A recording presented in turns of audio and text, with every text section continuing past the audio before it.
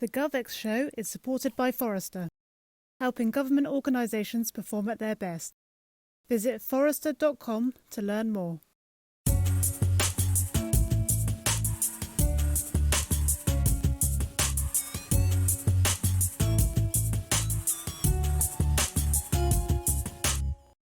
Hello again, welcome to another episode of the GovX Show. I'm Tim Coulthard, your regular host, and joining me today for a conversation are Azeem Huda, who's Head of Data Services at our friends CloudSource, and their CEO, Mark Williams. We're going to have a really practical session today where we dive into how organizations in the public sector can harness the power of their data. What are the practical steps in projects? What are the cultural things that need to happen and be in place to make it work? And what kind of methodology can be rolled out again and again to make sure these projects are a success? They've got huge experience working with different public sector agencies across the UK, so really know how to walk the walk as well as talk the talk. Looking forward to jumping in, so here we go. So Azeem, Mark, welcome to the GovX Show. It's really great to have you joining us for a conversation today. Hi there, Tim. Yeah, nice to meet you again. Great stuff. And Azeem, great to have you with us as well. Looking forward to drilling into some of the work and the expertise that you guys at CloudSource have, and particularly understanding how you can help public sector organizations understand and work with data. Everybody's got it. Everybody's kind of working out what they can do with it. And I think some of those sort of practical insights from the organizations that you work with, if we can share some of those today, then I think we're really going to help some of our audience to understand what the possibilities might be and how they can work better. So really looking forward to jumping into that. Before we get into some of that specific stuff, it'd be great just for you guys to introduce yourselves so that we can understand a bit about your own areas of expertise and how you're working with public sector in particular. So maybe Mark, you could jump in first and tell us a bit about yourself. Yeah, sure. So Mark Williams, I'm the Chief Exec at CloudSource. I've got 17 years experience in delivering sort of large transformational programs of work. And I was formerly the principal consultant, delivery consultant at CloudSource. Good stuff. And Azeem, please tell us a bit about yourself and your background. Hi, my name is Azeem. I'm Head of Data Services at CloudSource. I have 15 years experience specializing in data for a wide variety of clients, starting from banking to NFP and more recently with NMC, the Nurse and Midwifery Council.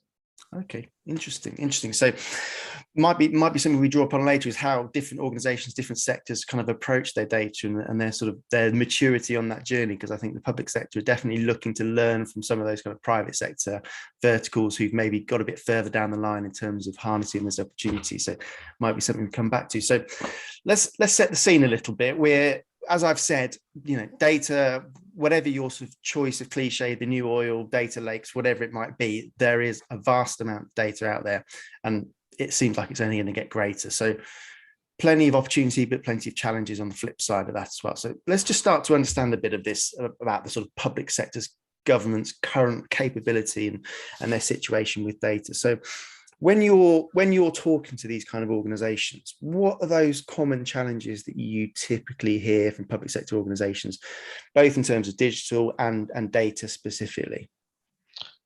Sure. I think there is one common theme that seems to run right through all of our public sector customers, is that over years of onboarding new services, providing new information to citizens and stakeholders and so on, that to deliver a new service, typically they've implemented a new system to help them do that. And over decades of operating these public services, they have created a portfolio of technology and that is, everything from, specialist applications, databases, sometimes things as simple as spreadsheets. But what they have is lots of different repositories of data. And the one sort of big question that seems to come up again and again with our customers is kind of know where we want to end up. The difficult bit is where do we start? Because if we were to build these things greenfield, it wouldn't be not as complicated thing to do. But to understand how we get all of those different systems, their data, their process, their security, all of that kind of stuff transformed into something new is quite a big, complicated puzzle, really. Yeah. And it's really understanding about what's important in those systems and what's important in the data, and then starting to work through then what order do we put the pieces of those puzzle together in. And we feel that seems to be the biggest challenge that a lot of organizations are facing at the moment. And I think it's something at CloudSource that we've got some real success stories of helping organizations on that journey as well. You know, we have got the specialist skills and tools and experiences that help us mobilize a program like that, find the starting points and get the momentum into that piece of work. Yeah. And is it sometimes the case that they've probably got a good idea, but it needs that external view and that sort of context to look at it from the outside and say, this is the direction of travel? Yeah, I think so. I think a lot of times it is it's that outside looking in. Which is that light bulb moment usually, because where you've been surrounded by systems and data and particular processes for such a long time, sometimes it's actually quite difficult to try and understand how those things could operate differently.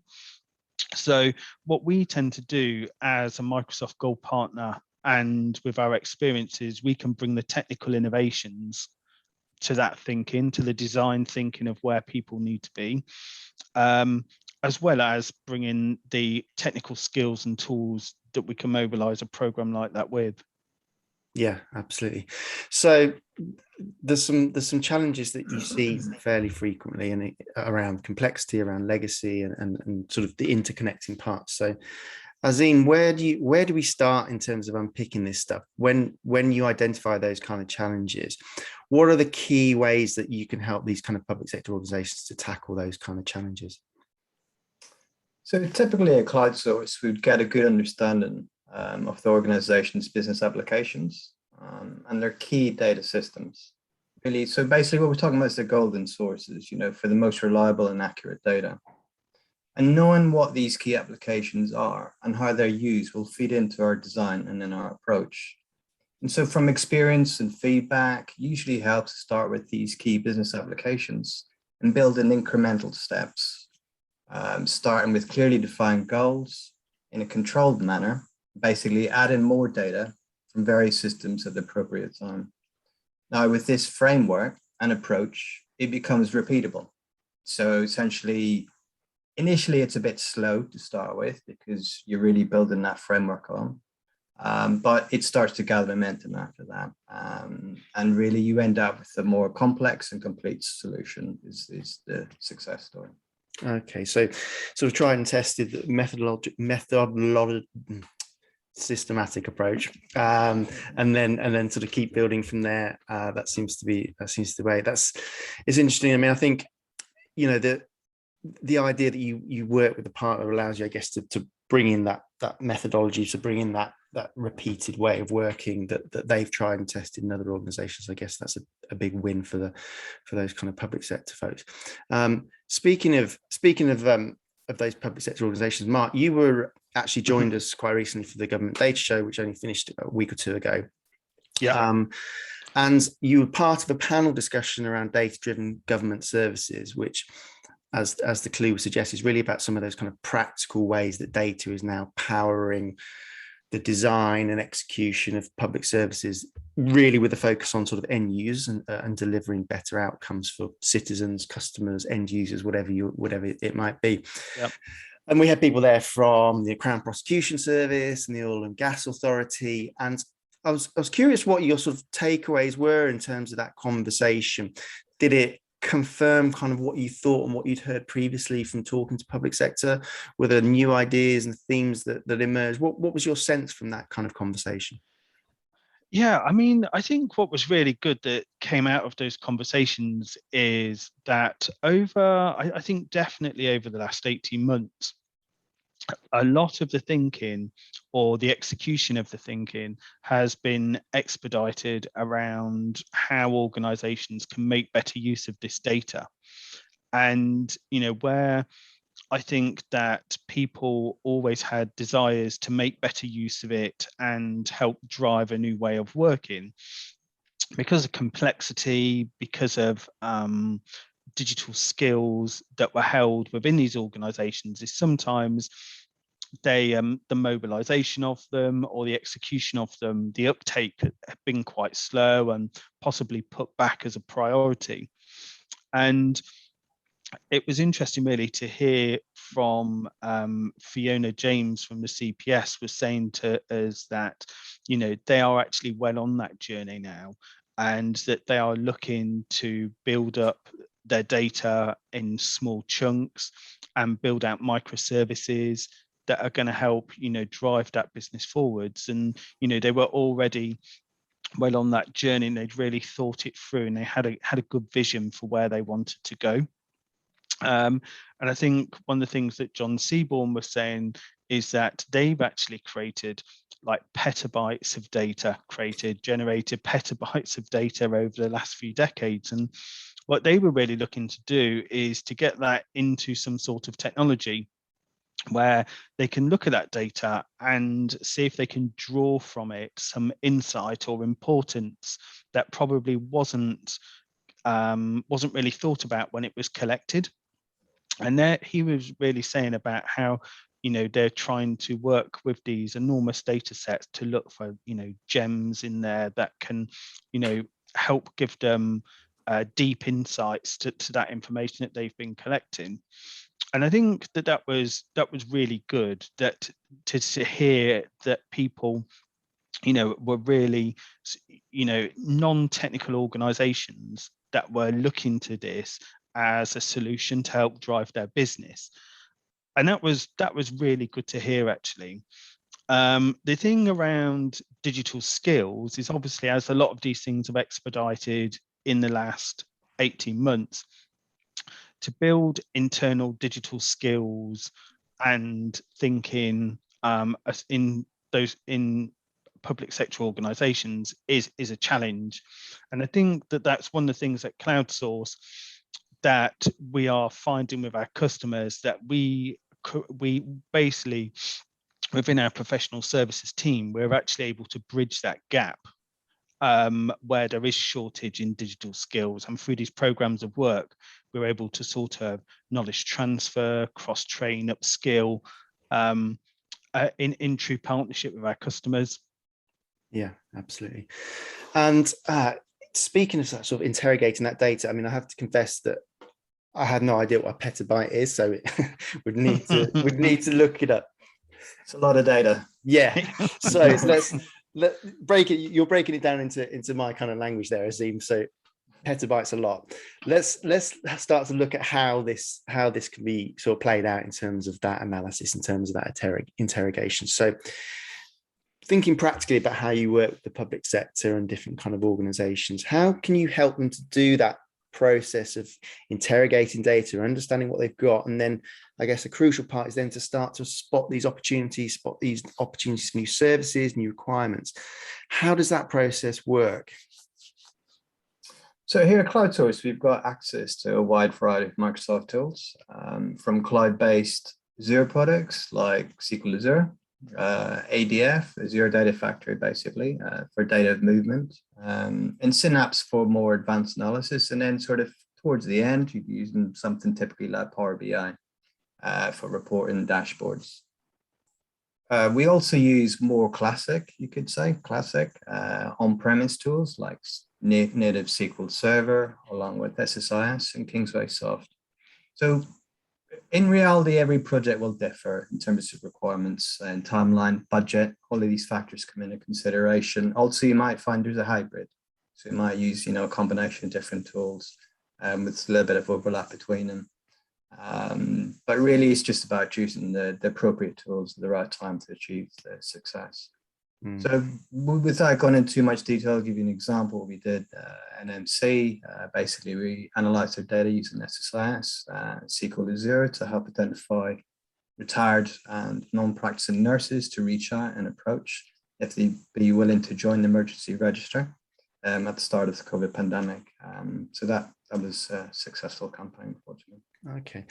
And there's something that, you know, we hear a lot about, you know, interoperability and different data sets and layering them up. And that all sounds very good when you say it quickly, and you can see how bringing these different layers together can obviously unlock some different insights, and there's potential there is vast, but as ever, easier said than done. So how do you start that process of layering data to create these new insights? Because I have a sense that every organization has these multiple data sets. Some are using them sort of in combination, others aren't. So where do you kind of start on that process?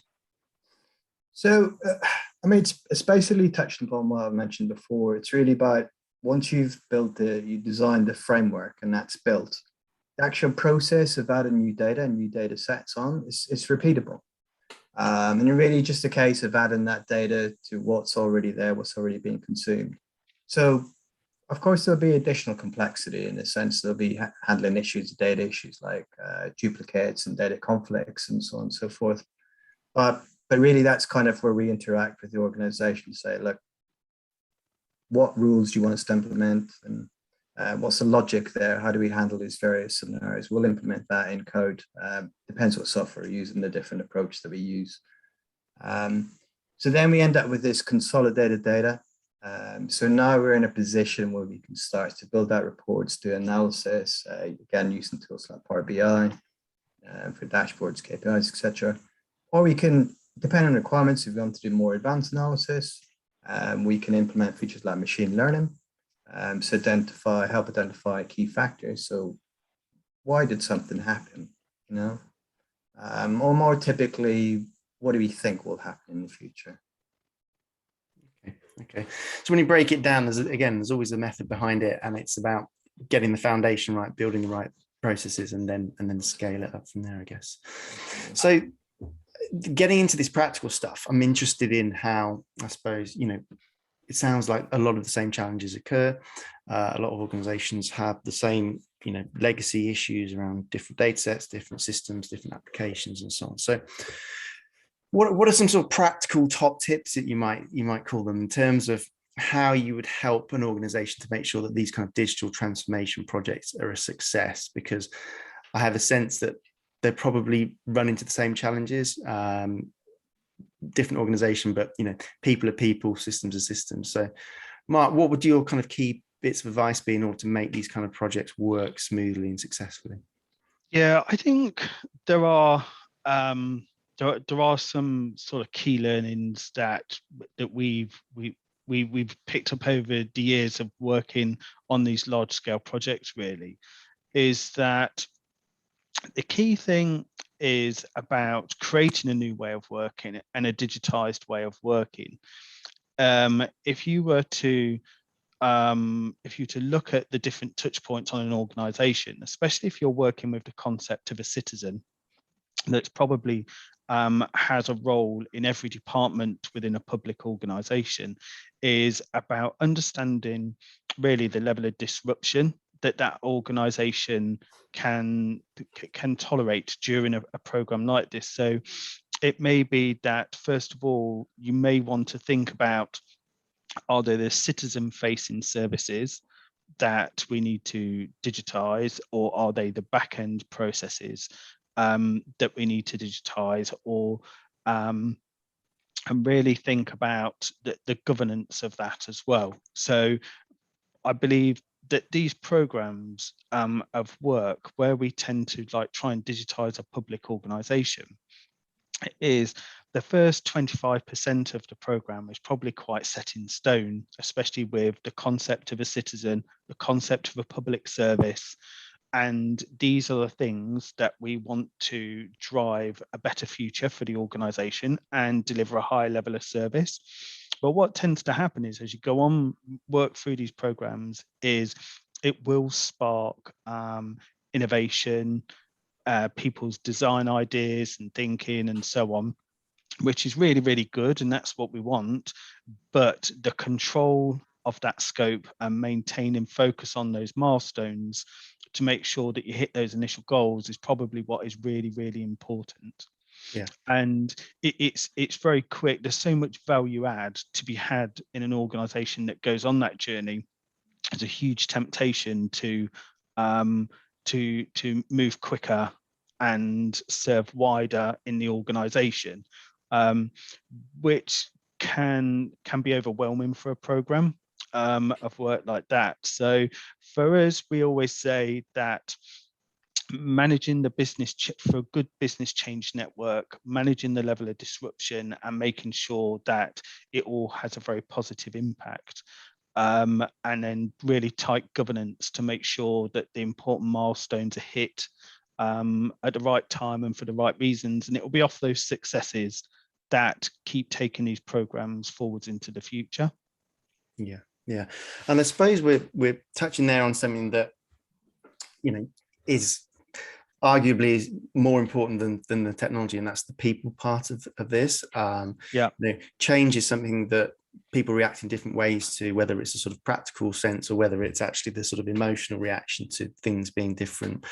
You know, change programs can be disruptive, like you say. So I guess the implementation of tech can be, you know, absolutely perfect, but I guess if you don't take the people along the journey with you, then it's never going to be a sort of total success. So what are your thoughts around making sure that if you've got a digital change program happening or a transformation program happening, how do you sort of recommend organizations to get that buy-in, get that support, get that people and culture part right, as well as the technical part? Yeah, so as a Microsoft and digital transformation partner, we do that twofold really. Is when we're setting up the governance and appointing stakeholders within the organization, they're to be the figureheads of what it is that we're driving forwards, and it's their leadership within their directorate typically is what makes these programs bed in well. And that's at a program level, but then you have at an operational level, what we really want to do is using technology and data is we want to streamline processes, make them citizen facing, make them more automated, but ultimately where systems have been in place for a long time, it influences the way people work, and people might have to work quite differently when they adopt these solutions. And what we do is we have ProSci certified change managers within our organization that help our customers orchestrate a change network within their own business, so that the people who are leaders within their department for delivering a particular service or process, they're the people that create that change network and drive it forwards in their area of the business, and, you know, help work alongside the delivery team to understand business peaks, business challenges, all of that kind of thing, to, like say, manage the level of disruption that something like this could cause. And we see that as probably being the two most important factors of implementing change within a program like that. Yeah, I can imagine.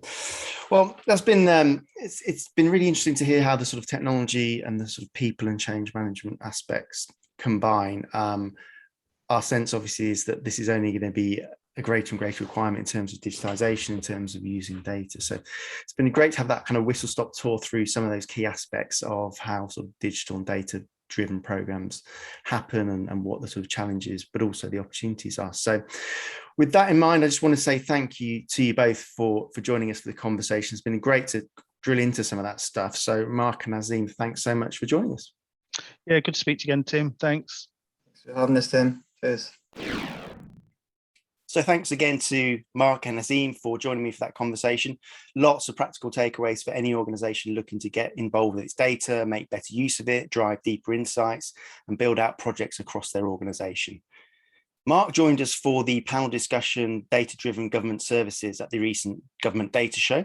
And I'm pleased to say that you can catch that session on demand. I'll put the link in the show notes accompanying this episode so you can catch that at your leisure. That's about all for this episode, but we'll be back along soon with a conversation with another public sector changemaker. Until then, goodbye.